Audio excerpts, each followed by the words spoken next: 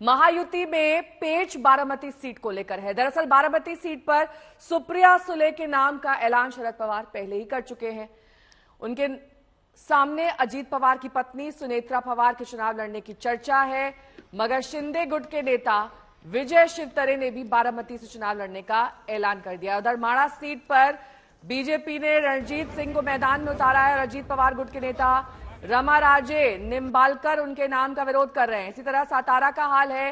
BJP की पहली list में 20 सीटों का ऐलान हुआ था, जिसमें सातारा नहीं थी। विद्या मेरी सहयोगी जुड़ गई हैं तमाम जानकारी के साथ। विद्या, सबसे बड़ा पेश तो बारामती सीट को लेकर फंसा हुआ है, वहां पर त्रिकोणीय लड़ाई देखने को मिलेगी। जी देखिए, अभी तक तो जैसे विजय शिवतरे हैं, उन्होंने तो अपना खुद का डिक्लेरेशन किया, लेकिन पार्टी की तरफ से अभी तक कोई ऐलान नहीं हुआ है। देखिए, अभी भी कुछ सीटें ऐसी हैं जिसकी वजह से एनडीए ब्लॉक का भी जो सीट डिक्लेरेशन है वो फंसा हुआ है।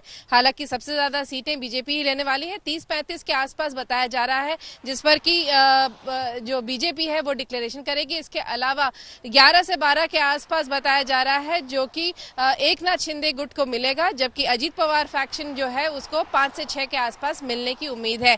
यही वजह है कि अभी फिलहाल, क्योंकि अभी भी थोड़ी बहुत सीटें जो पेश लड़ी हुई हैं वही सतारा, बारामती, ये सब सीटें हैं जहां पर कि दोनों गुट यानी कि एकनाथ शिंदे फैक्शन के भी लोग लड़ना चाहते हैं और अजीत पवार फैक्शन के भी लोग लड़ना चाहते हैं। तो ये सीटों का डिक्लेरेशन एक बार जिस तरीके से होगा उसके बाद ही पता चलेगा क्लियर पिक्चर क्या है। लेकिन फिलहाल यही मामला यही है कि दोनों, चाहे हम इंडिया अलायंस की बात करें या फिर जो एनडीए अलायंस है, इन सब में जो पेंचें लड़ी है वो कुछ सीटों को लेकर ही है, जिसकी वजह से ये फिलहाल सीटों का डिक्लेरेशन पूरी तरीके से जो फॉर्मूला है वो साफ नहीं हो पा रहा है। ठीक है, बहुत बहुत शुक्रिया इस तमाम जानकारी के लिए आपका।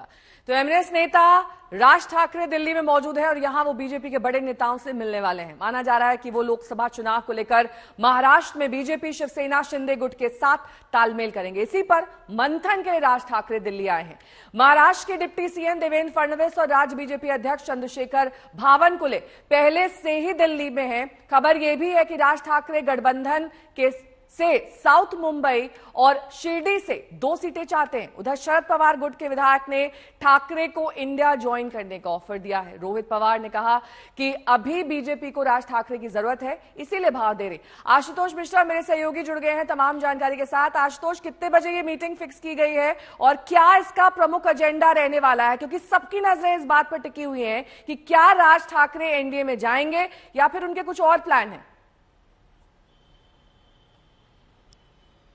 आपके पहले सवाल का जवाब देता हूं। एक तो समय तय नहीं है, कल वो आए हैं और जाहिर है कोशिश करेंगे कि बीजेपी के आला कमान से मुलाकात हो और वो भी एनडीए का हिस्सा बन जाएं। और इसके पीछे की जो वजह है वो दरअसल आपके दूसरे सवाल का जवाब है कि वो एजेंडा क्या है। देखिए, 2009 आखिरी बार था और आपको सबसे बड़ी बात बताया कि 6 तारीख को ही एमएनएस के 18 साल पूरे हुए हैं। 2009 आखिरी मौका था। 2005 में उनकी पार्टी बनी, 9 में उन्हें 13 विधायक मिले थे और उसके बाद नासिक ही वो इलाका था जहां से उनका अपना मेयर मिला था। तो ये सबसे बड़ी बात थी कि क्यों उन्होंने नासिक सीट को चुना। दादर का जो इलाका है, साउथ सेंट्रल सीट मुंबई की आती है, वहां पर भी राज ठाकरे का अपना प्रभाव है और इसीलिए वो चाहते हैं कि वो 2 सीटें उनकी मिले। 2014 के चुनाव के दौरान अगर आपको याद हो, राज ठाकरे ही महाराष्ट्र के वो सबसे पहले नेता थे जिन्होंने खुलकर तब नरेंद्र मोदी की तारीफ की थी। उसके बाद गडकरी जब उनसे मिले थे, उन्हें कहा कि आप चुनाव मत लड़िए, कहीं ऐसा ना हो कि एंटी कांग्रेस वोट का बिखराव हो और वो बंटवारा हो। और तब ये कहा गया था एमएनएस को कि वो लोकसभा चुनाव न लड़े।